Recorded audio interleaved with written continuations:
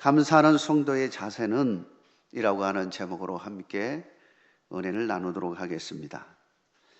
성경에는 다양한 성도들의 감사의 모습을 살펴볼 수 있습니다. 어떤 감사였을까요? 역경 속에서 감사하는 모습, 모든 일에 감사하는 모습, 모든 영광을 하나님께 드리는 감사의 모습을 우리는 성경 속에서 찾아볼 수가 있습니다. 오늘 우리의 모습도 이러한 감사가 되어야 할 줄 믿습니다. 오늘 추수감사 주일을 맞이해서 우리 모두도 성경의 말씀대로 감사함으로 감사의 능력을 체험하는 은총이 여러분과 함께하기를 주의 이름으로 축원합니다. 먼저는 역경 속에서 감사하는 성도 살펴보겠습니다. 역경 속에서 감사하는 성도를 찾는다면 특별히 우리는 욥을 언급하지 않을 수 없을 것입니다. 왜냐하면 욥의 역경은 평생에 겪게 될 역경을 한 번에 다 받았기 때문입니다. 욥은 하루아침에 자신의 건강과 자녀와 물질을 다 잃어버렸습니다. 사실 이것들은 인간으로서 이겨내기 힘든 역경들이었습니다. 세 가지 중에 한 가지만이라도 버겁고 힘든 일인데 세 가지를 동시에 다 경험하게 되었으니 얼마나 힘들었겠습니까?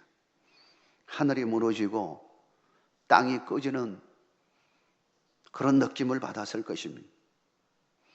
그런데 욥은 이렇게 고백하고 있습니다. 욥기 1장 21절 22절에 이르되 내가 모태에서 알몸으로 나왔사온즉 또한 알몸이 그리로 돌아가올지라 주신 이도 여호와시요 거두신 이도 여호와시오니 여호와의 이름이 찬송을 받으실지니이다 하고 이 모든 일에 욥이 범죄하지 아니하고 하나님을 향하여 원망하지 아니하니라. 말할 수 없는 큰 일을 연이어 당한 욥이었지만 그는 하나님을 향하여 원망하지 아니하고 도리어 하나님께 감사하며 찬송으로 나가고 있는 것입니다. 이는 하나님의 주권을 믿고 하나님에 대한 절대적인 신뢰가 없이는 불가능한 신앙의 고백입니다. 어찌 이 큰 일을 연이어 당하면서도 원망하거나 불평하지 않을 수가 있는 것입니까? 욥을 통해 우리가 배우는 것은 감사는 환경의 문제가 아니라 믿음의 문제라고 하는 사실을 발견하게 되어지는 것입니다. 감사는 환경의 문제가 아니라 절대적으로 마음의 문제요 믿음의 문제인 것입니다. 믿음은 환경을 뛰어넘는 것입니다. 여러분 한번 생각해 보십시오. 사실 환경의 영향을 받지 않을 사람이 있습니까? 당장 먹을 것이 없고 늘 함께했던 사람이 내 곁에 없고 집과 삶의 터전을 잃어버린다면 당장 불평하고 원망하지 않겠습니까? 하나님이 왜 나에게 이렇게 하필이면 나에게 이와 같은 일이 일어났을까 하고 원망할 수밖에 없을 것입니다. 이처럼 환경의 지배를 받는 것은 어쩔 수 없는 인간의 나약함이라고 말할 수 있을 것입니다.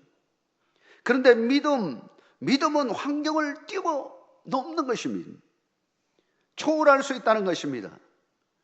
내 생각, 내 말이 환경의 영향을 받아서 부정적인 생각, 부정적인 말이 튀어나올 수 있지만 그러나 믿음이 있는 사람은 이를 이겨내고 긍정적으로 생각하고 긍정적으로 말을 하게 되는 것입니다.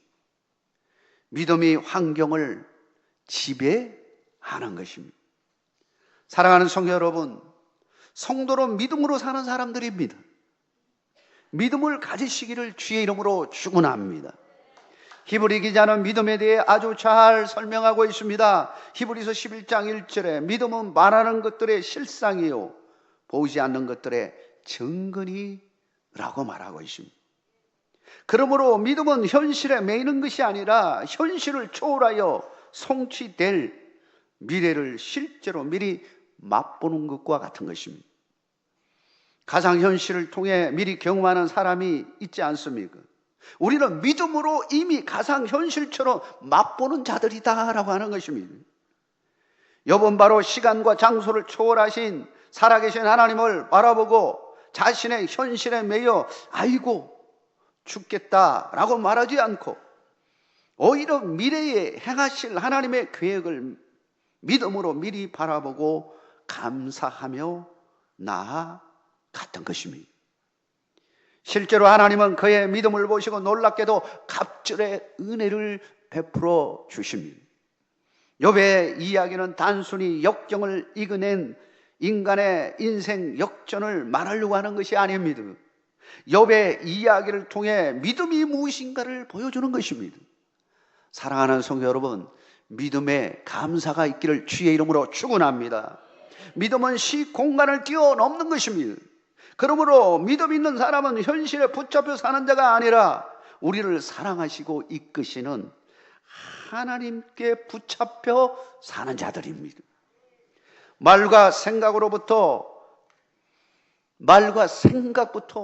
달라지는 것입니다. 부정적인 언어와 생각을 버리고 긍정적인 언어로 생각하는 것입니다. 역경이 닥쳐도 감사하게 되어지는 것입니다.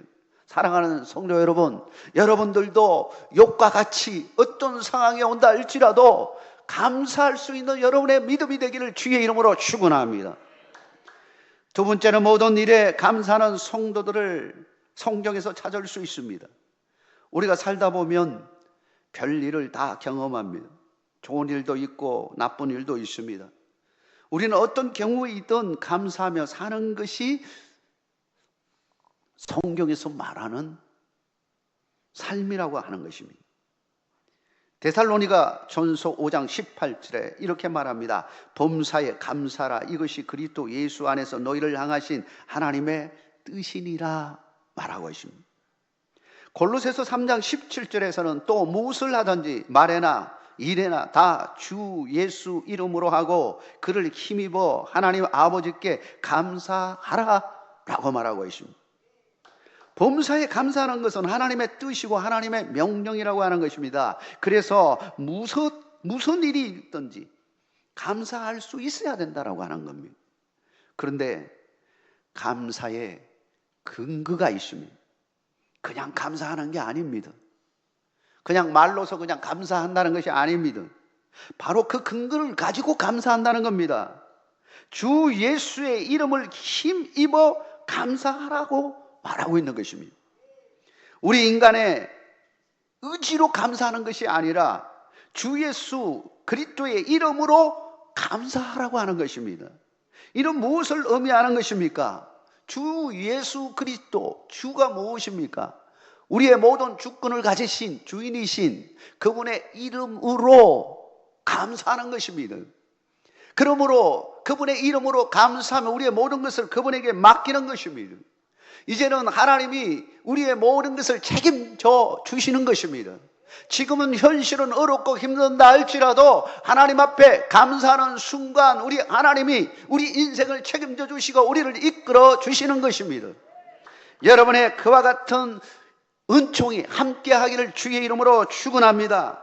내 의지로는 감사되지 않지만 그러나 믿음으로 주 예수 그리스도의 이름을 힘입어서 감사하는 그 순간 여러분에게 능력이 나타나게 되어지는 것입니다. 우리는 환경을 초월하는 역사가 일어나게 되어지는 것입니다. 우리는 자꾸만 현실과 우리의 환경을 보면서 내가 있으면 감사하고 없으면 감사가 되지 않는 그런 삶으로 자꾸 가려고 합니다. 그것은 온전한 감사가 아니라는 겁니다. 그럼 반대로 여러분 한번 생각해 보십시오.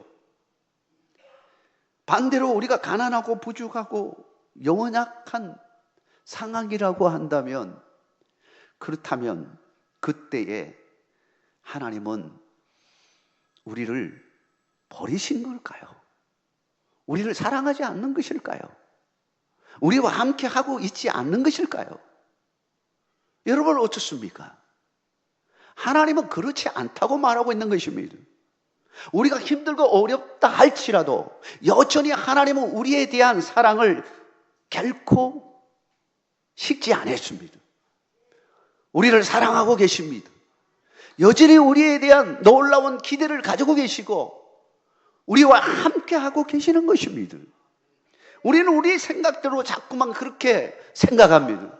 나쁜 일을 가지고 내 관점에서 자꾸 해석을 하려고 하는 것입니다. 믿음은 이것을 뛰어넘어서 하나님 관점에서 해석하는 겁니다. 우리 하나님께서는 여전히 우리를 사랑하고 계시고 우리에 대한 기대를 가지고 계시는 것입니다. 그 믿음 위에 굳게 서는 여러분 되시길 주의 이름으로 축원합니다.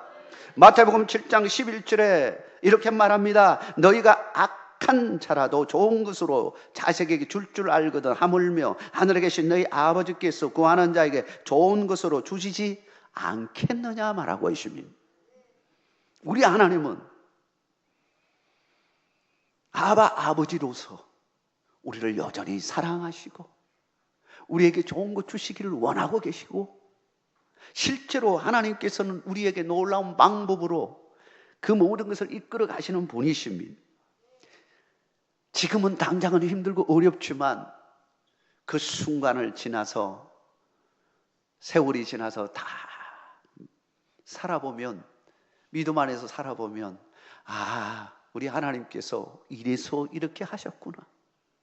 모든 것 합력하여 선을 이루게 하시는 하나님을 보게 되어지는 것입니다. 그래서 로마서 8장 28절에는 우리가 알거니와 하나님을 사랑하는 자 그의 뜻대로 부르심을 입은 자들에게는 모든 것이 합력하여 선을 이루느니라 라고 말하고 있는 겁니다. 룻기에 나오는 룻을 한번 생각해 보십시오. 룻의 시어머니는 나오미입니다.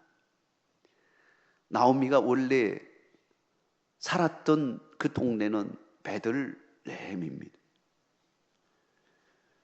그런데 거기에 엄청난 가뭄이 들어왔습니다.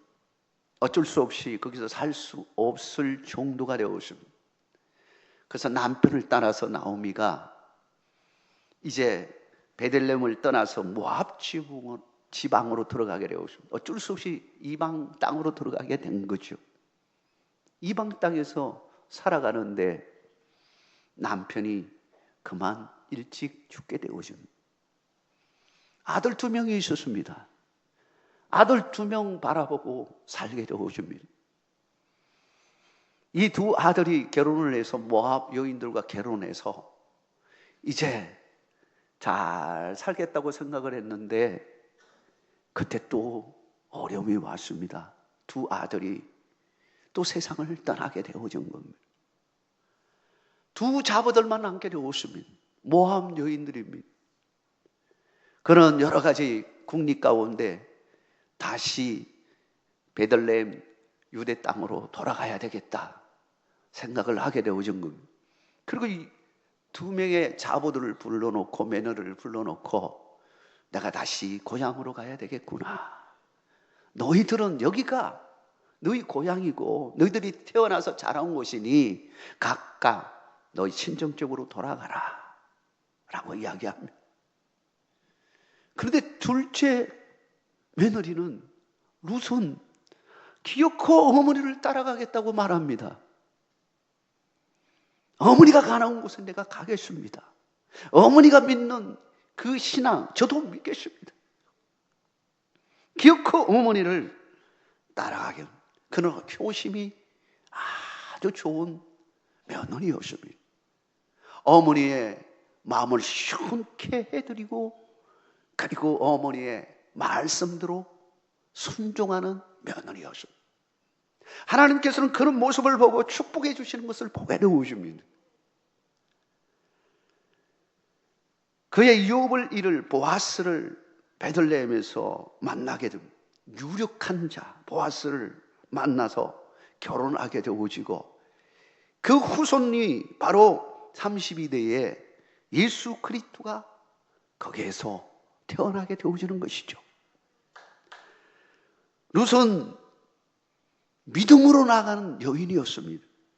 환경을 봤다면 그는 아마 어머니를 따라 가지 않았을 겁니다. 첫 번째 며느리처럼 그도 아마 그게 주저앉아 버리고 친정적으로 그냥 도망가도 가버렸을 것입니다. 그러나 그는 그에게 믿음이 있었습니다. 그에게 다가오는 운명을 믿음으로 받아들여서 감사함으로 나아갔습니다. 그런 믿음을 보시고 하나님은 그 가정을 통하여 놀라운 일을 행하시는 것을 보게 되어줍니다. 결론적으로 보면 모든 것 합력하여 선을 이루시는 하나님의 은총을 누렸다라고 하는 것입니다. 사랑하는 성도 여러분, 우리에게도 마찬가지입니다. 여러 가지 어려움과 힘든 상황이 놓여지게 되어줍니다. 말할 수 없는 힘든 일들이 우리에게 다가옵니다. 그러나 믿음이 있는 사람들은 그것을 이겨낼 수가 있는 것입니다. 감사할 수가 있습니다. 감사하고 나아가면 놀라운 기적의 역사가 일어나게 되어지는 것입니다. 마지막으로 모든 영광을 하나님께 드리는 성도의 감사의 모습을 찾아볼 수 있습니다. 감사하는 사람의 특징은 모든 영광을 하나님께 올려드리는 것입니다. 감사에는 감사의 대상이 중요합니다. 누구에게 감사하느냐 하는 것입니다. 사람에게 감사하느냐 아니면 하나님께 감사하느냐라고 하는 것입니다. 하나님께 모든 것을 감사한다는 것은 하나님께서 나의 삶의 모든 부분을 주관하시고 이끄셨음을 고백하는 것이고, 그러므로 모든 영광을 하나님께 돌리는 것입니다. 왜 하나님께 모든 일에 감사하며 찬송을 올려드릴까요? 그분만이 영광과 존귀와 권능을 받으실 합당한 분이시기 때문입니다. 요한계시록 4장 11절에 이렇게 말합니다. 우리 주 하나님이여 영광과 존귀와 권능을 받으시는 것이 합당하오니 주께서 만물을 지으신지라 만물이 주의 뜻대로 있었고 또 지으심을 받았나이다 하더라. 밑바닥에서부터 최고의 자리까지 올라갔던 다윗은 최종적으로 모든 나의 인생에 되어진 일들에 대해서 감사하는 것을 보게 되어집니다. 시편 139편 14절 17절 말씀입니다. 우리 같이 한번 읽어보도록 하겠습니다. 시편 139편 14절 먼저 읽겠습니다. 시작. 내가 주께 감사하오면 나를 지으심이 심히 기묘함이라 주께서 하시는 일이 기이함을 내 영혼이 잘 아나이다. 17절입니다. 17절 같이 읽겠습니다. 하나님이여 주의 생각이 내게 어찌 그리 보배로우신지요 그 수가 어찌 그리 많은지요. 이 두 말씀을 다 조합해 보면 다윗이 뭐라고 고백하고 있냐면, 내 인생 이렇게 되어진 이 모든 것이 다 하나님의 은혜였습니다 고백하는 것. 다윗을 삶 여러분 생각해 보십시오. 밑바닥부터 시작했습니다.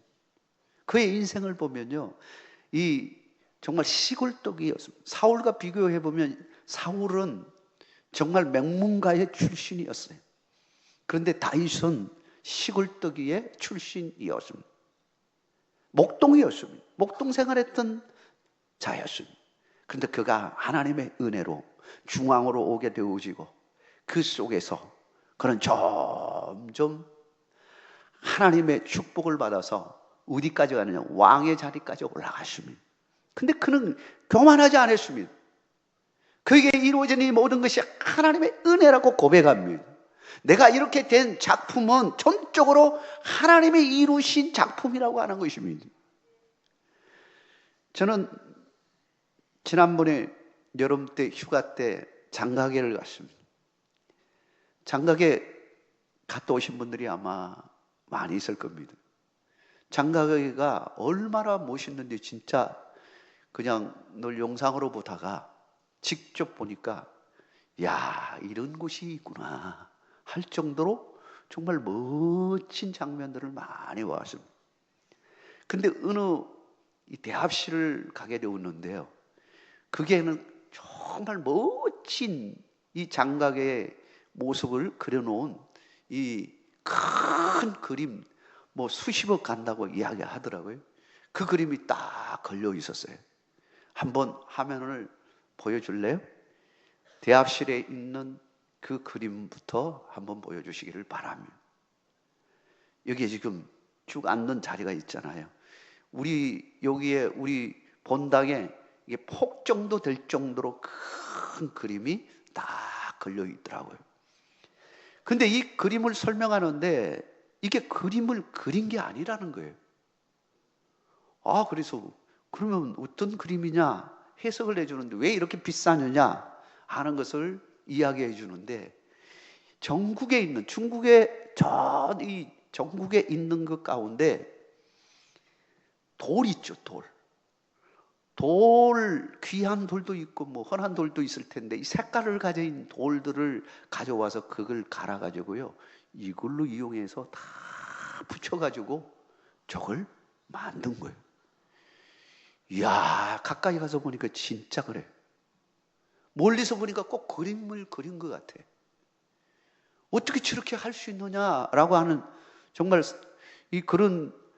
이거 정말 기묘하다라는 말을 표현할 수밖에 없을 정도로 잘 멋지게 그린 그림이더라고요. 근데 그게 보면 값싼 돌도 있고요, 진귀한 돌도 있고요, 전국에 있는 돌들을 다 이용해서 저렇게 다 갈아가지고 이게 하나씩 이렇게 한 거예요. 그러고 보면 우리 인생을 한번 생각을 해보시면 우리 인생에도 좋은 일도 있고 나쁜 일도 있고 여러 일들이 있지 않습니까? 그 하나하나를 하나님은 다 조합을 시켜가지고 우리 인생의 멋진 작품을 만들어내는 겁니다. 다윗이 이걸 고백한 거예요. 내 인생을 아무리 뒤돌아봐도 내 인생에 여러 가지 정말 굴곡의 삶도 있었고 말할 수 없는 힘든 그런 어려움도 있었지만 그 모든 것이 하나하나 다 연결이 되어져서 내 인생의 작품을 딱 하나님이 만드셨는데 신묘막창한 거예요. 우리 인생이 또 마찬가지라고 하는 거예요. 우리 인생에 여러 가지 일들이 있었지만 결론적으로 말하면 하나님은 우리에게 멋진 작품을 만들어 가시는 분이시다. 여러분, 이 신앙 고백이 있기를 주의 이름으로 축복합니다. 하나님은 여전히 여러분을 사랑하고 계십니다. 여러분을 위한 놀라운 일들을 하고 싶어 하십니다. 여러분, 하나님께 감사함으로 나아가는 자에게 하나님의 여러분을 통해서 놀라운 일들을 행하실 것입니다. 그분을 의지하고 나가시기를 주의 이름으로 축원합니다. 하나님은 죽은 하나님이 아니십니다. 지금도 살아계셔서 역사하시는 하나님이십니다. 그분을 믿고 믿음으로 나아간다면 하나님은 여러분을 통해서 정말 가장 멋진 작품을 만들어내실 줄 믿습니다. 끝까지 감사함으로 나가는 여러분 되시길 주의 이름으로 축원합니다.